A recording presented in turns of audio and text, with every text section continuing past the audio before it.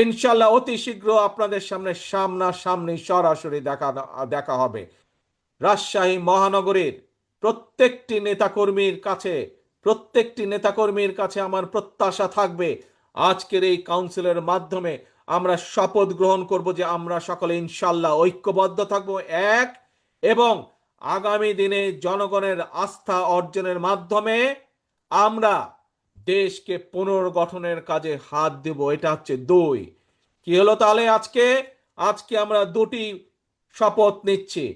এক, এই কাউন্সিলের মাধ্যমে প্রিয় ভাই বোনেরা, আমরা সকল পর্যায়ের নেতাকর্মী, আমরা রাজশাহী মহানগরের সকল পর্যায়ের নেতাকর্মী ইনশাল্লাহ আমরা সকলে ঐক্যবদ্ধ থাকব। আজকের এই কাউন্সিলের মাধ্যমে আমরা প্রথম প্রতিজ্ঞা করছি। ঠিক আছে, কি প্রতিজ্ঞা করলাম আমরা? ইনশাল্লাহ আমরা প্রতিজ্ঞা করছি সকল নেতাকর্মী আমরা রাজশাহী মহানগরে ঐক্যবদ্ধ থাকব। দুই, কেন ঐক্যবদ্ধ থাকব? ঐক্যবদ্ধ আমরা এজন্যই থাকব যে দেশের মানুষ বিএনপির উপরে আস্থা রাখে, বিশ্বাস করে। তাদের সেই আস্থা এবং বিশ্বাসের মূল্যায়ন করতে হবে।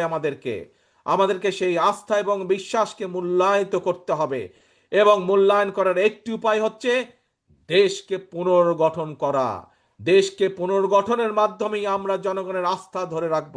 কাজে আসুন, প্রতিজ্ঞা দুইটি: এক, ঐক্যবদ্ধ থাকা; দুই, আগামী দিনে ইনশাল্লাহ জনগণের আস্থা অর্জনের মাধ্যমে দেশ আমরা পুনর্গঠন করব। যে চ্যালেঞ্জ আছে সেই চ্যালেঞ্জগুলো আমরা মোকাবেলা করে দেশকে সামনে এগিয়ে নিয়ে যাব। প্রিয় ভাই বোনেরা, আজকে তাহলে এই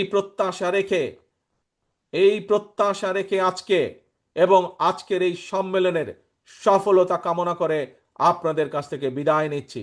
ইনশাল্লাহ অতি শীঘ্র আপনাদের সামনে সামনাসামনি সরাসরি দেখা হবে। ইনশাল্লাহ সকলে ভালো থাকবেন, সকলে সুস্থ থাকবেন। আল্লাহ হাফেজ।